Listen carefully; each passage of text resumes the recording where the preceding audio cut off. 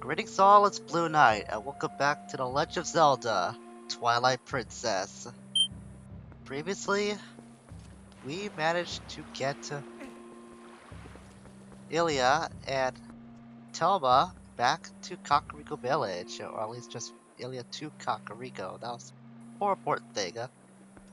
And because of that, we saw Rutella, where it goes forward one more time, that led us here to this grave, which in turn got us the Zora Armor. Garments made of Zora scales. They let you breathe and swim in water, but are weak against fire and ice. I think I mentioned in the last episode that you take double damage if you wear this against those elements. I was wrong. It's actually worse than you think. It turns out you take times 10 more damage from fire and ice attacks or hazards of those elements. So like I mentioned in the last episode, don't wear this for too long, only for when you need to do underwater stuff.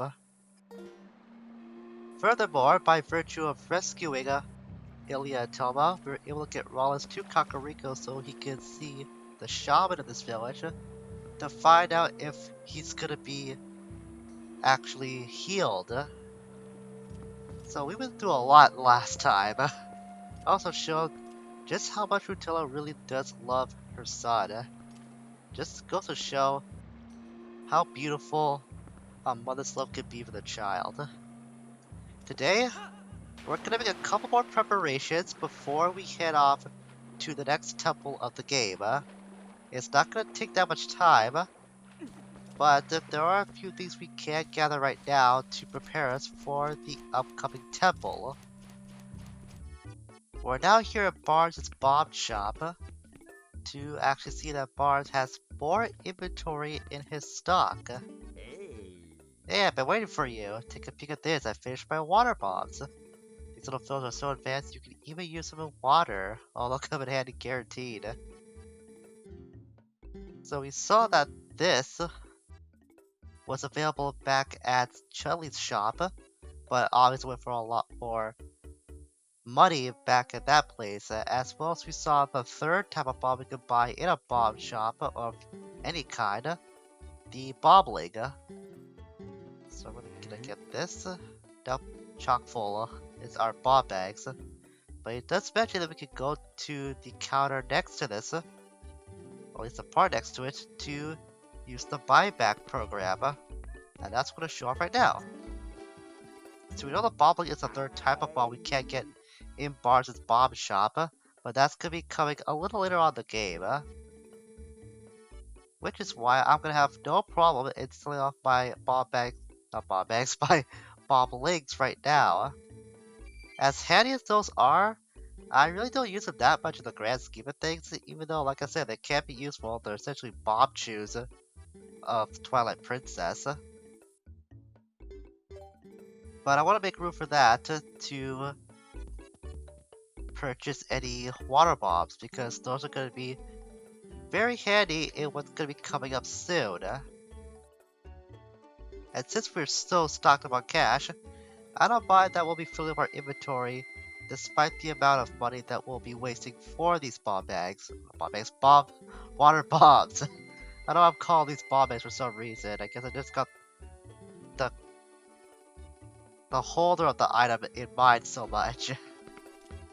Speaking of bomb bags, that's gonna lead me to my second thing I want to get. It's a little on the way, but it's gonna be worth it if you really want to be prepared for the next temple. I actually recommend don't do this if you want to go to the next temple right away, because what I'm getting, you kinda don't need in the grand scheme of things, but it is available for us to capture right now, so I want to get it right now as long as it's in my mind before I forget about it. Because this can be easily missable if you're not aware of it. Believe it or not, the thing I want to get requires the Zora Armor that we just got. So we're going to see what this looks like for the very first time. And we'll be putting it into action as well, albeit it won't be for long. But at the very least, we'll get a nice first look at what it looks like. As expected, it does look like a Zora creature based on its outfit look, but what can you expect? It's called the Zora Armor. Now, we can swim underwater like so, and we won't lose any air if we are underwater from now on, at least as long as we're wearing this. But if you want to, like, walk underwater, there is a way to do that. You can use the Zora Armor in conjunction with, we just equipped it, the Iron Boots. Just have the Iron Boots selected, and we have the Zora Armor on. You can walk underwater without having to worry about losing any air, like the last time I tried to show off this rock formation when we were here, and then I just stupidly drowned because I forgot that this was like way too far down for me to swim back up in my regular tunic. But by blowing up that rock that we used to free the Zoras with a water bomb, we saw that we freed a Goron that was trapped inside that rock. I'm finally out! Thanks, brother. I took a nap and found myself swallowed up in lava, and somehow very far from home. Yes. Well, let me give you a token of my appreciation, brother. That's all I have on me right now. I hope it'll do. And this is what I was going out of my way for. A third bomb bag. So you can theoretically have 3 of these in hand before you go to the next temple.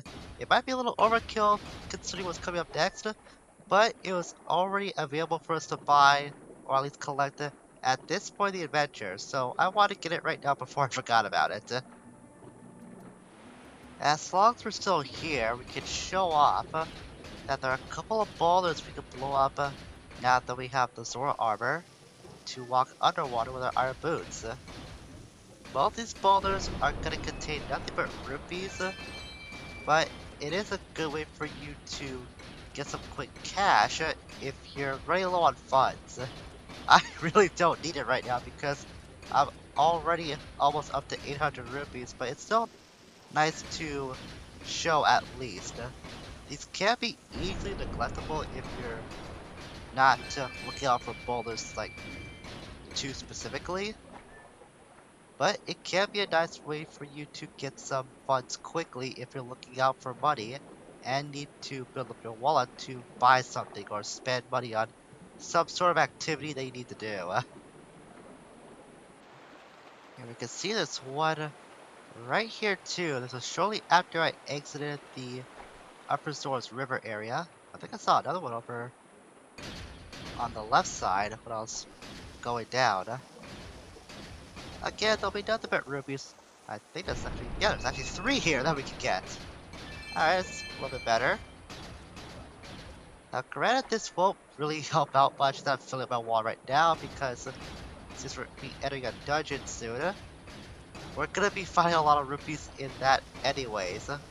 But since this is the HD port, any rupees I collect in chests from the next dungeon will actually be collected in its entirety, unlike the older versions that if your wall was too full, you had to put the rupee back in the chest.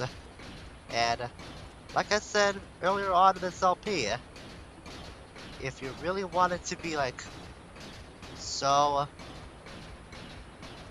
collective, I guess, about getting those earlier chests you had to leave behind, you either had to remember where they were and go back once you had enough space in your wallet to actually afford in collecting those items, or you just have to forget about it entirely and just go on with the mission. And I'm pretty sure for the majority of the players who played the older versions of this game, that's what they had to do. As someone who likes to collect stuff, that would just drive me up the wall if I had to do that again. It was already painful enough to do it once, and I would hate to have to do it again. Especially if it was from a more advanced port of the game. So the bomb bag we just got came with 30 normal bombs inside it from the get-go. Normally that'd be pretty good for any other occasion, but for what we'll be going up against, I'm gonna be throwing those off to make room to buy some more water bombs for the upcoming temple. Now again, this really isn't necessary, but since we already got this, I might as well just over-prepare rather just be prepared. I'll be able to use that new bomb egg for any sort of purpose at all anyways. I'll be fully stocked for what we'll be going up against too. I'll be sure to spend some rupees for filling up my normal bombs, just on the off chance that I somehow manage to run out of the water bombs. So there, now we got some more space in our wallet too. Actually, wait a minute. It's not fully stocked yet. So this way we'll have more bombs in all of our bomb bags. In fact, they'll all be at max capacity, and we'll make some more room for our wallet too. I don't mind that all the bombs that we're buying won't go into the bomb bag since I was almost up to full capacity anyways with those, but still, it'll be nice to make room in our wallet for exploring the upcoming dungeon. I could have just taken Ethan's boat ride to Lake Hylia since that's where the next temple is gonna be, but I want to show that that's not the only way to get to said lake, because near the Zora graveyard, at least the King Zora's grave, there's a couple of boulders here that we can blow up that may prove to be of some interest to you. That one's gonna contain rupees, but those two over there, that will hold something more special. If you blow that up, that's gonna open a passageway that will lead us to the aforementioned lake.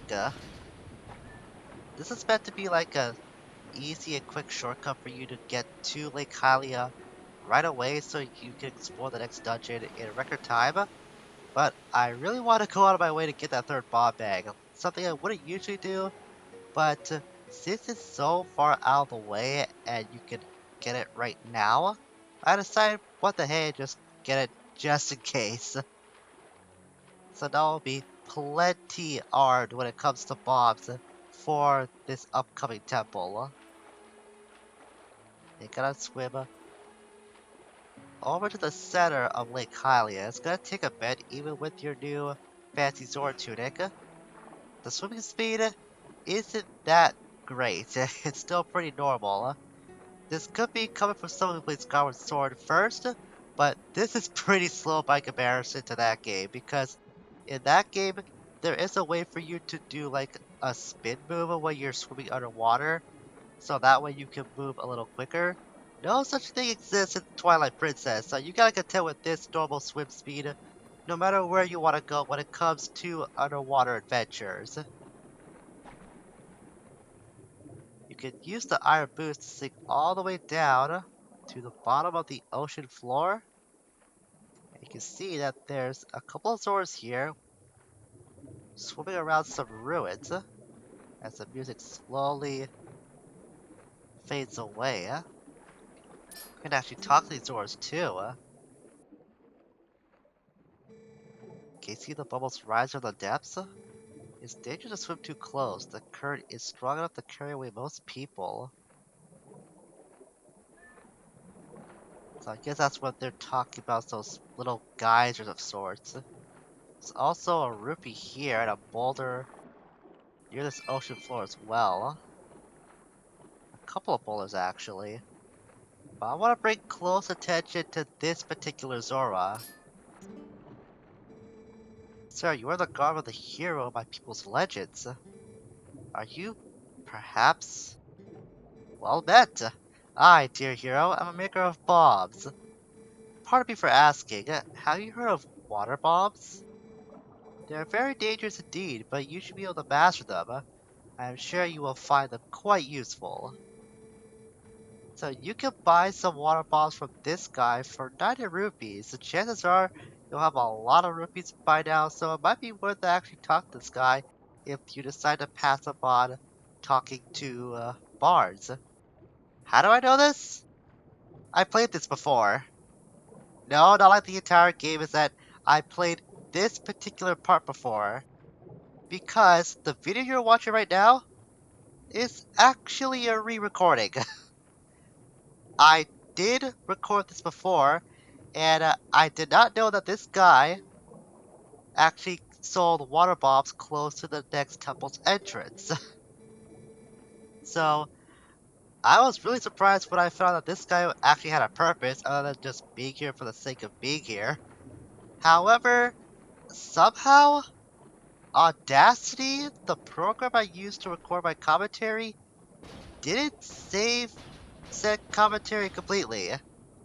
For those of you who don't use Audacity or don't know the program that well, whenever you save a file in that program, it also makes a data folder that contains small parts of the commentary that you did save from the file that you did, well, save to begin with. That way, when you open up an existing file in Audacity, the program will quickly put the track together using those small snippets that is saved in the data folder. Normally when you save a file, the data folder is created automatically whenever you do save a new file. However, when I recorded commentary for this part, the file was saved, but the data folder wasn't somehow. I've been making Let's Play videos for about 6 years consistently at this point, and that's the first time that's ever happened to me. It's not a regular occurrence. As a matter of fact, I'm not sure if this happened to anybody else besides me, but that's what happened, and thus I lost the original commentary for this particular episode. So, unfortunately, I also lost my reaction to finding out that particular Zora near this temple's entrance could give you give you water bombs. That's how I know about that guy now, because I didn't know about it before. However, after playing this part in the original recording of this episode, I was able to gain that knowledge now for me to share for you, or with you rather. So we open that up, you have to open that airway up with a water bomb, and then use the second one to open up the boulder up there. By doing so, you can finally enter. After you do read, or attempt to read, the language here plastered on the wall. I can't go to first person while swimming. And I can't really make out the text on this, but I'm pretty sure you can translate that. I know for a fact that there is a way to translate the Hylian language from Twilight Princess into like regular English. I'm not sure where it is though. I think it might be online that you can find the way to translate this or the game's manual. It's either one of the two, but it is possible to translate this kind of these kind of characters into actual English language, even though you can't make out some of the words that it's on this wall. Like the last line, I think it says dark. I'm pretty sure one of the other lines say something else, but I can't really make it out completely. If I do happen to find a way to like show what it's saying, then I will show it on screen. Although that is probably not that important. I had to hazard a guess it might serve like a warning for travelers that want to go into this temple as trying to see like, don't go in here, it's too dangerous, etc, etc, you know. Stuff that it would usually say to enthusiastic explorers that want to go into a secret place like this. Try not to desecrate any ancient grounds or that sort of stuff. But we're a hero, though. We're meant to defy all sorts of rules, no matter how much might hinder us down the line. So we can take out that thing right away. I'm pretty sure you can throw a bomb into that thing's mouth as well, so it'll blow up outright. It might take a bit of a arcing for you to try and actually throw a bomb into its mouth, but it is possible to kill it that way too, if you don't want to slash it away with your sword. Am I dodging those jellyfish? We've entered the Lakebed Temple, our third dungeon of the game.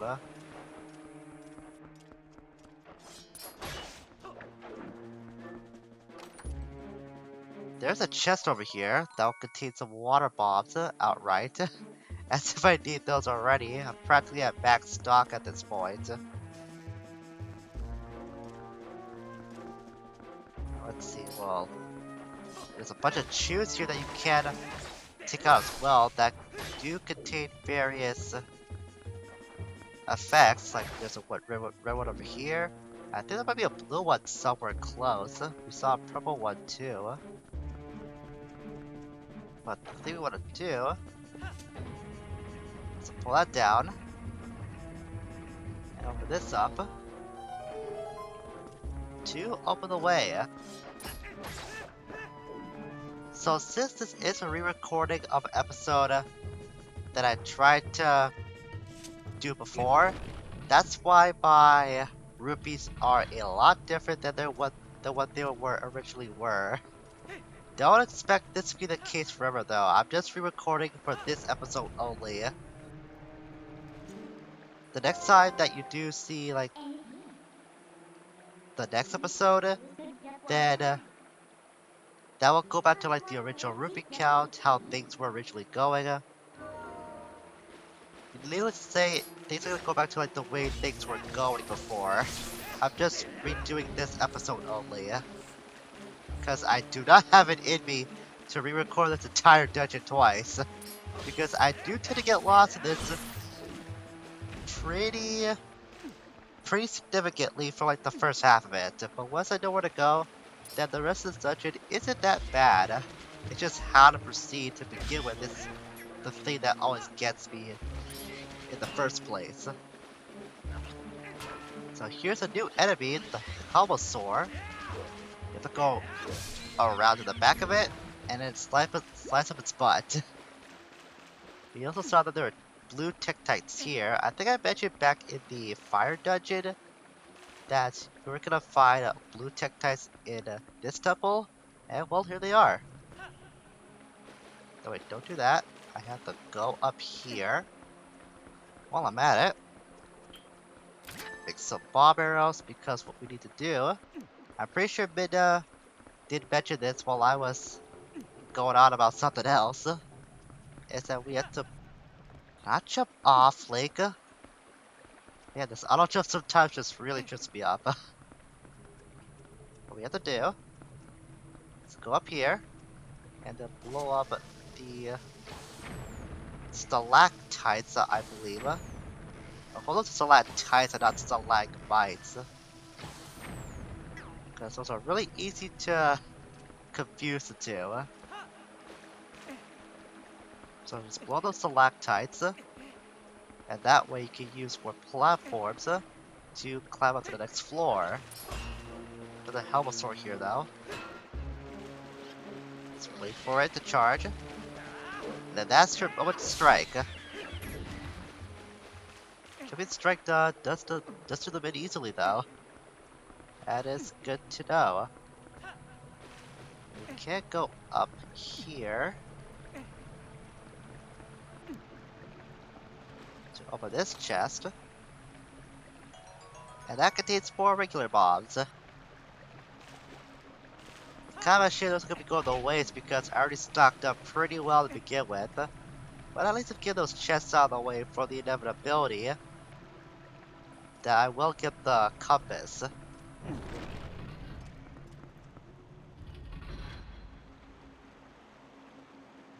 We're just getting started with this temple.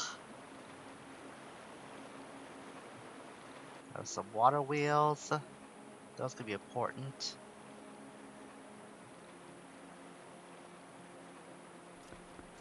Now we see a new enemy in front of us. This is a Lizalfos. You can stun it with a shield attack. And let's go to town on it. Makes it very simple to knock down and finish off with the fatal blow, or the ending blow. Again, Skyward Sword on the mind. I'm just too used to call that the ending blow and not the, or the fatal blow, not call it the other way around. But either or, it does do the same thing and it does have the same effect. Now this is going to be the main gimmick of the Lakebed Temple, is this particular stairway.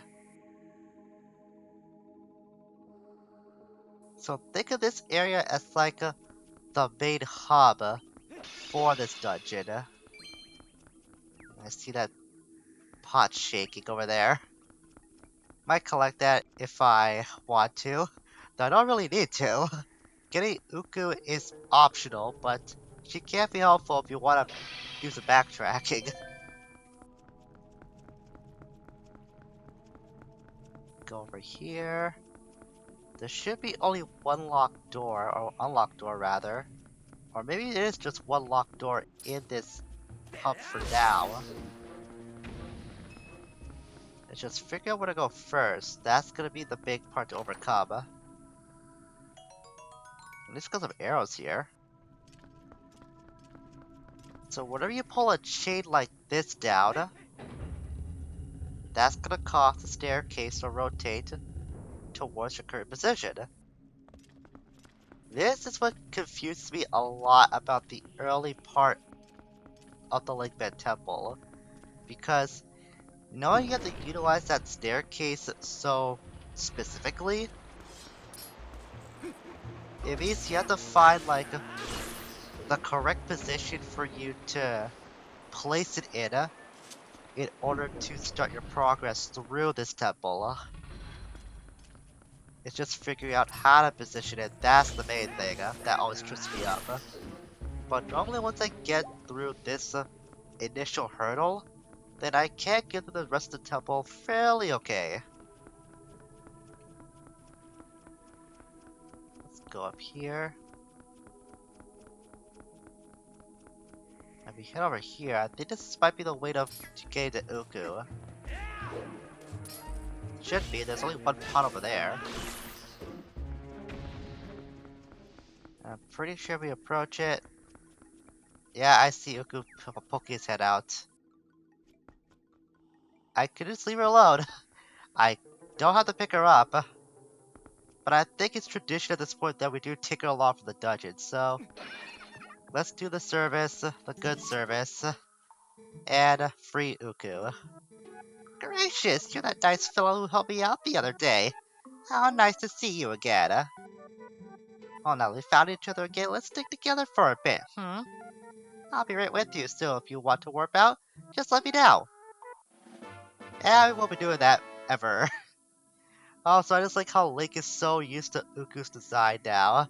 Like, when he first saw what Uku looked like, he was mortified beyond belief, and who could blame him? But now, he's just like, I'm over it.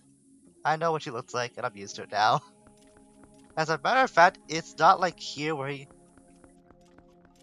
he's just okay with how Uku looks. It's at the fire dungeon, the Goron Mines, where he has that regular look again when you find Uku for the second time.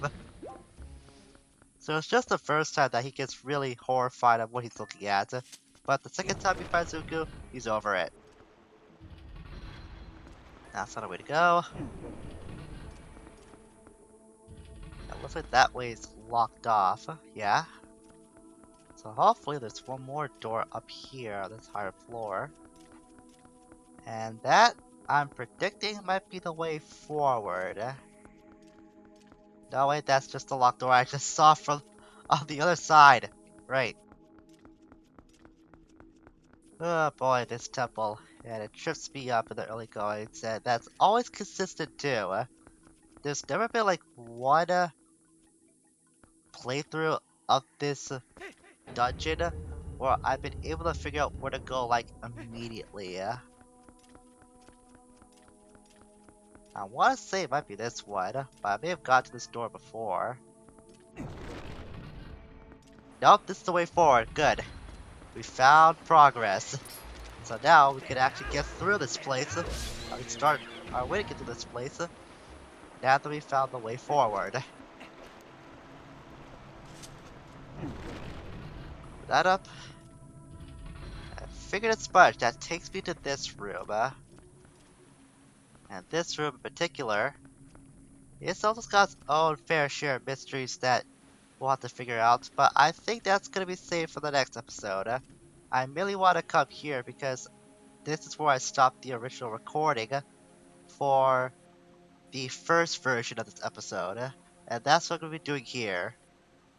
So next time, this will be going back to the old timeline on how this temple went, so to speak, as we continue our way through the Lakebed Temple. Until we meet again, farewell for now.